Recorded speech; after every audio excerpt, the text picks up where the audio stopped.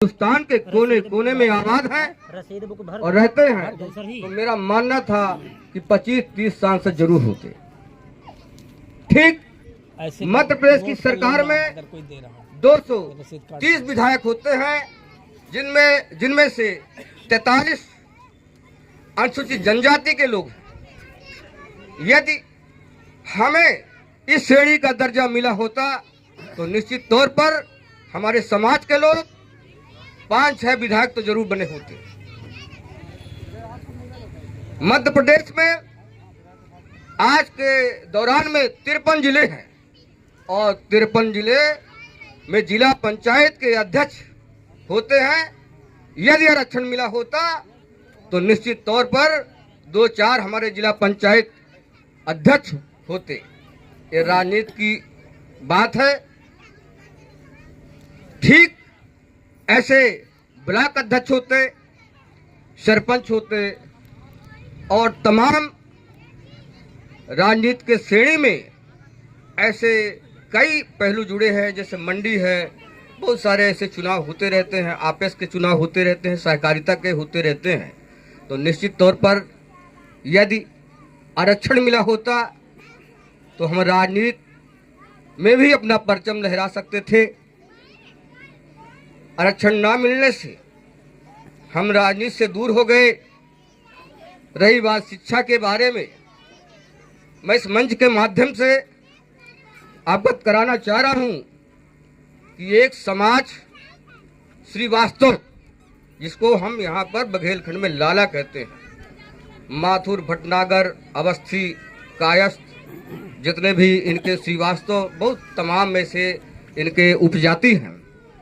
ये समाज पढ़ाई में इतना उन्नति किया है कि एक जिले में श्रीवास्तव, लाला, निगम, खरे जिनको बोलते हैं, इनकी जितने भी जाति और उपजाति हैं, कम से कम एक जिले में 50 अधिकारी होते हैं। अब लगा लीजिए कि मध्य प्रदेश के 52-53 जिले हैं तो कितने अधिकारी होंगे। ये शिक्षा का महत्व है। उस समाज के लोग शिक्षा पर जोर दिए तो आज पूरे विभागों में आला ऑफिसर के पद पर कायम है और उनका समाज तरक्की और उन्नति कर रहा है। उनकी आने वाली पीढ़ी, आने वाले संतान उनका अनुसरण करके पढ़ाई में अपना नाम अव्वल दर्जे में कर रहे हैं। ठीक इसी प्रकार हम पिछड़े वर्ग की सूची में आते हैं। पिछड़े वर्ग की सूची में पटेल, कुशवाहा, बढ़ई, लोहार, तमाम बहुत सारी जातियां हैं और हम भी पिछड़े वर्ग में हैं आज की स्थिति में।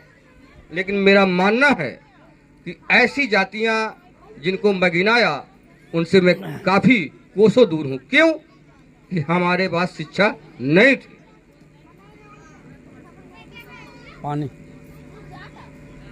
तो शिक्षा बहुत जरूरी है। हमारे पूर्व वक्ताओं ने बात रखी है कि शिक्षा वो शेरनी का दूध है जो पिएगा दहाड़ेगा,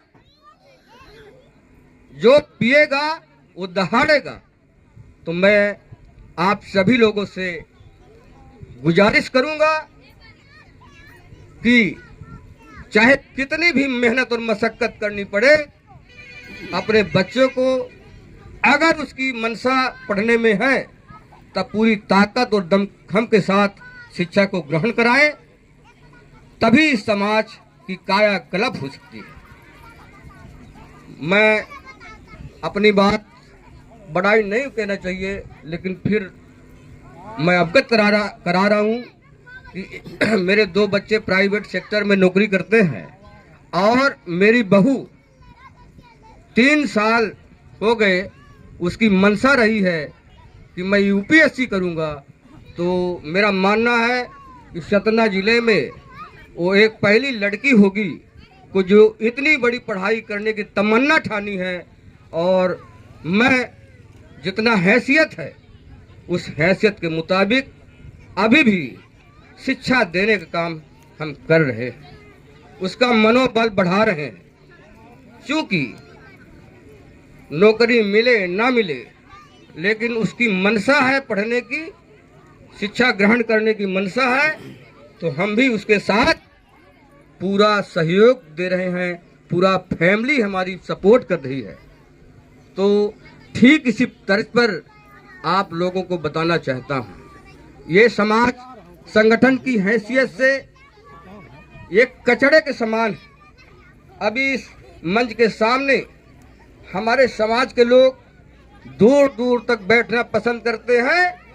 ये मंच है, मंच की गरिमा का हनन होता है। साथियों,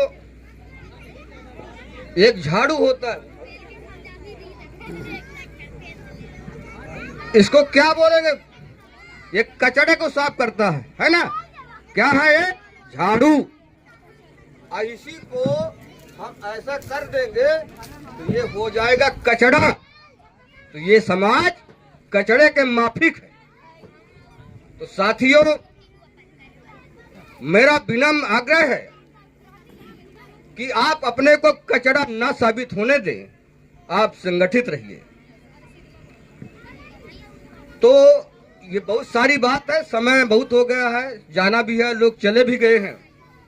ये विंध्य प्रदेश माझी समाज महासंगठन आपका ऐसा संगठन है जिसमें आप तन मन धन से अगर सहयोग करें तो जिसकी मांग और जिसकी लालसा मांग हम कर रहे हैं, आप अपेक्षित हैं, ललायित हैं, लालसा रखते हैं, क्यों ना हमारा बच्चा अच्छे वहदे में जाए, इस समाज की तरक्की हो।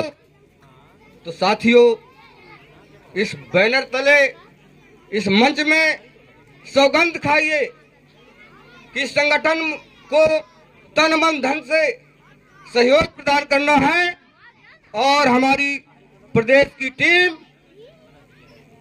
ये सरकार के सामने बात रखेगी, मनवाएगी, धरना प्रदर्शन करेगी, पत्र के माध्यम से उनको अवगत कराएगी कि समाज की दिशा बहुत खराब है।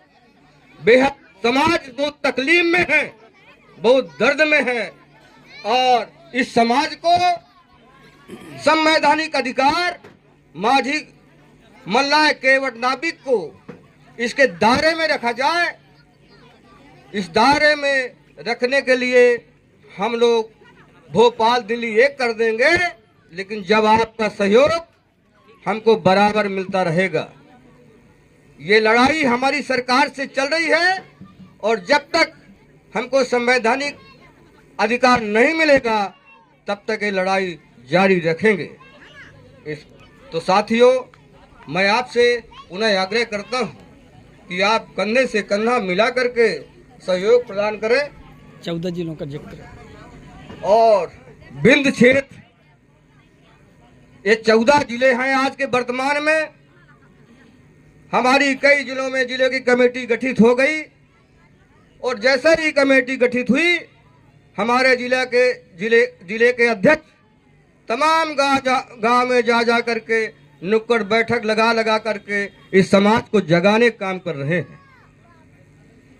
विंध्य क्षेत्र के 14 जिले में जैसे मैहर सतना का एक जिला हो गया, सतना से 2 जिले हो गए।